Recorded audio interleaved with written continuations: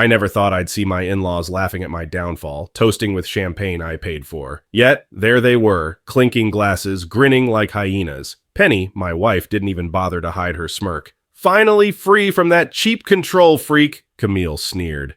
"He was never family, just a wallet," Danny chuckled. "They thought they'd bled me dry, stolen my future, and left me with nothing. But the truth? I'm not broke at all. I just won the lottery. Hey, before we dive deeper, do me a favor and subscribe to this channel, drop a like, and let me know in the comments which city you're watching from. It really helps more people find these stories, and I'd love to hear from you. I'm Dustin, 34 years old. When I first met Penny, I was running a small but growing construction business out of a dusty truck and a cramped office. She was sweet and supportive, at least on the surface. My best friend Elliot, also my lawyer, once warned me to watch out for people who only stuck around for money, but I was blinded by love. We got married, combined finances, and built what I thought was a solid partnership. Her parents, Camille and Everett, entered the picture soon after we said, "I do." At first, they seemed like regular folks. Camille was always between jobs, and Everett worked at a small hardware store. They had 2 kids besides Penny, Danny, who claimed he had a startup in their basement, and Heidi, an aspiring actress who also worked part-time in a diner. But as soon as our wedding ended, their requests for help started rolling in. Their washer broke. Could I help?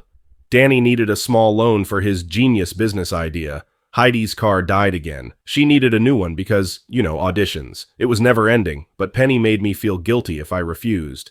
"They're family," she'd say. "We have enough. They need our help."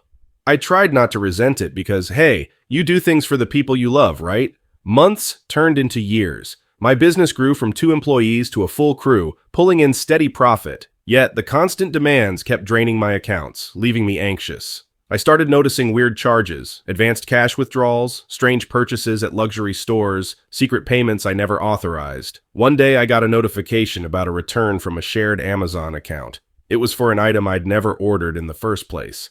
That's when I dug deeper and found out Penny had opened 3 secret credit cards. She'd racked up a total of $40,000 in debt. Worse, she'd told her parents, "Don't worry, Dustin will take care of it."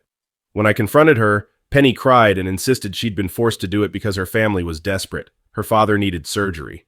Her mother was struggling to pay their mortgage. Danny's startup had unexpected costs. Heidi's car broke down, again. With tears in her eyes, Penny swore she'd do better. I tried to stay calm, but I couldn't believe how easily she'd kept this from me.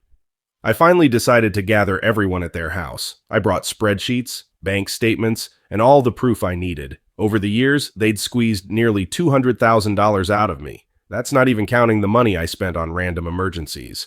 I was shaking with anger, but I tried to keep my cool. I wanted them to see what they had done. Their reaction? Danny shrugged, saying, "You make way more than I do." Heidi rolled her eyes like I was the bad guy. Camille burst into tears, accusing me of attacking them. Everett just glared at the floor. Then it got worse. Penny sided with them, saying I was trying to turn her against her own flesh and blood. That's when Camille delivered the nastiest blow. "We never liked you anyway. You were just a convenient wallet. Even if Penny divorces you, we'll find another way to get money. You're nothing but an ATM to us." They laughed, lifted their glasses of my champagne, and said, "We're done pretending." I couldn't believe it. I felt like my whole life had just been a stage play, and I was the clueless clown. 2 days later, I was served with divorce papers. Penny and her family filed on grounds of emotional abuse and financial control.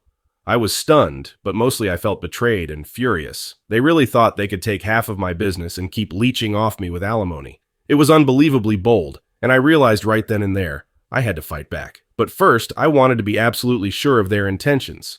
Here's where fate, or dumb luck, threw me the biggest curveball. A month before all of this blew up, I bought a lottery ticket on a whim. I didn't think much of it. Usually people don't actually win, right? But one Saturday morning, I woke up to see the numbers matched. I'd just won a ridiculous sum of money, enough to be set for life. Elliot was the only person I told. He advised me to be very, very careful about revealing my new fortune. At first, I was just going to happily surprise Penny. But when I saw how her family kept milking me, I held back. I wanted to see if they loved me or my wallet, so I kept living like nothing happened. I pretended my funds were tight. And guess what? The more broke they believed I was, the meaner they became. By the time I found out about the secret credit cards, I realized these people never cared about me at all. They saw me as a cash machine, so I decided not to mention the lottery win. Let them think I'm ruined. Let them show their true colors. The day Penny served me divorce papers, my stomach was in knots. But her family, they threw a party. Seriously, champagne, fancy takeout, the whole deal. I guess they expected to win the lawsuit, get half of my money, plus alimony, plus rights to my business income. They were practically jumping for joy, calling me a loser who was finally out of their lives. I showed up to the family meeting because Penny asked me to handle things smoothly. The moment I walked in, they started laughing. Camille raised her glass and said, "Here's to freedom from the cheap jerk who thought he could control us." They all toasted and took a smug sip. I felt my anger boiling, but I reminded myself, I know something they don't. I calmly placed my glass on the table and looked at each of them. I said, "Thanks for showing me exactly who you are." Then I walked out. I headed straight to Elliot's office, where we began documenting everything in preparation for court.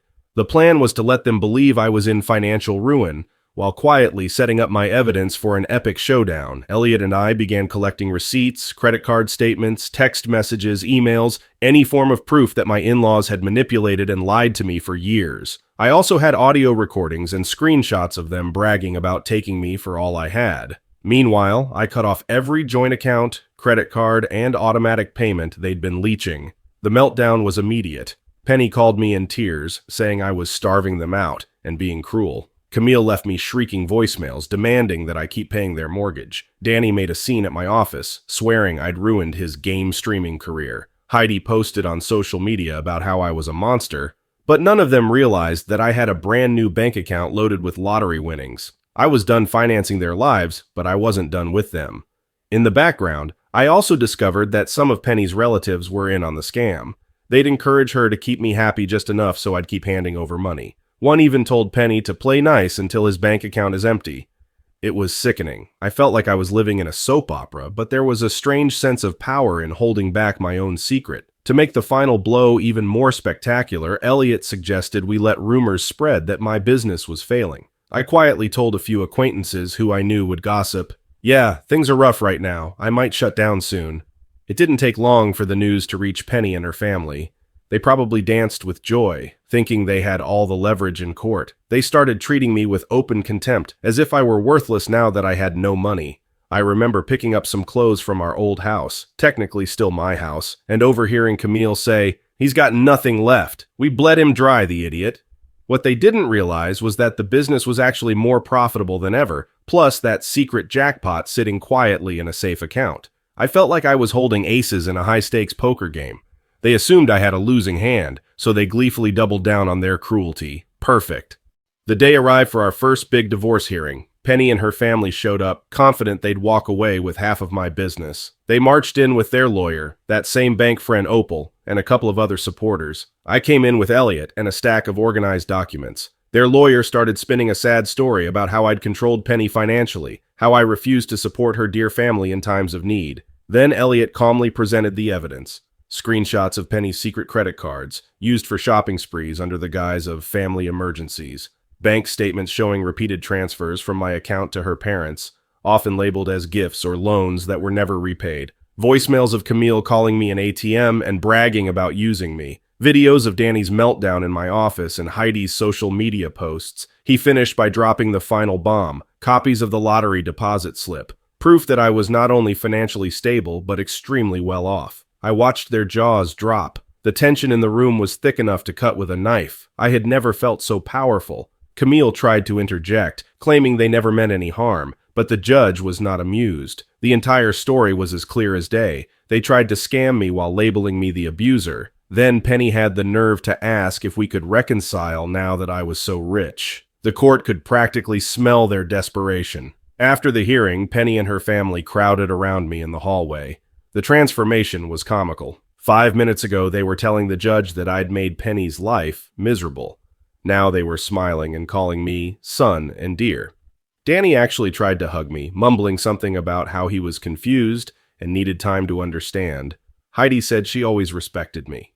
Camille was on the verge of tears, saying it was all a big misunderstanding. It was laughable. They looked like a pack of wolves trying to pretend they were cuddly house pets. I didn't let them get to me. I simply told them, "Your greed has consequences. I'm done being your puppet." They kept pleading, promising they'd do better if I just gave them another chance.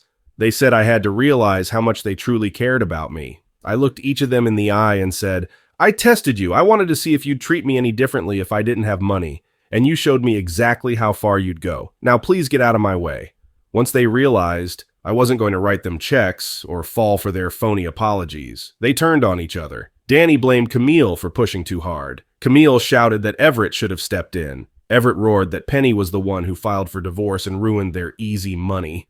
Heidi screeched that she'd been lied to, claiming she had no idea about the secret credit cards. It was chaos, right there in the courthouse hallway. I slipped away quietly, letting them tear each other apart. Later, through mutual acquaintances, I heard about their meltdown in more detail. Apparently, Danny tried to shame Penny for leading me on, while Heidi accused Camille of orchestrating the entire scam. Everett was in the corner complaining about his lost job, and none of them had a clue how to pay their mounting bills now that I'd cut them off completely.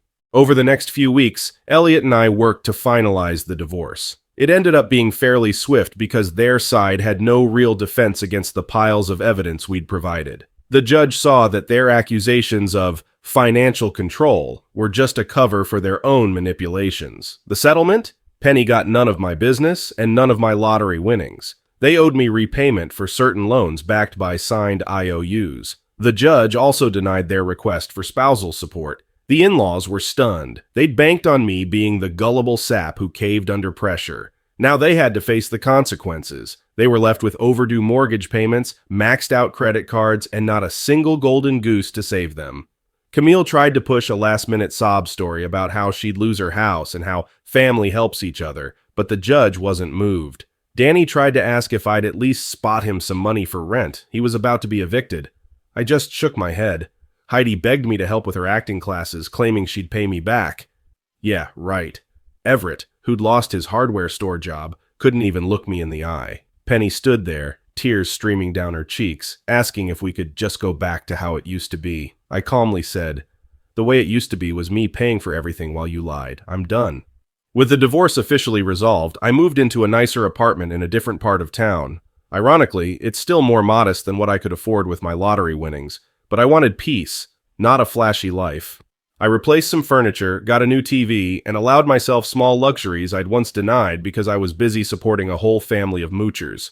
My nights are quiet now, and I can actually relax without worrying about hidden charges on my credit cards. Elliot remains my closest friend. He jokes that I should write a book or start a YouTube channel about spotting red flags in relationships. Maybe I will. For now, I'm enjoying the freedom of making decisions for myself alone. No more guilt trips or emotional blackmail. A few days after the settlement, Penny tried one more stunt. She left me a message saying she was staying at her parents' place, which was on the brink of foreclosure, and that they'd do anything to fix our relationship. She even let slip that they realized I wasn't truly bankrupt. Apparently, Camille found out through the grapevine that I had been seen looking at a property worth several $100,000, all in cash.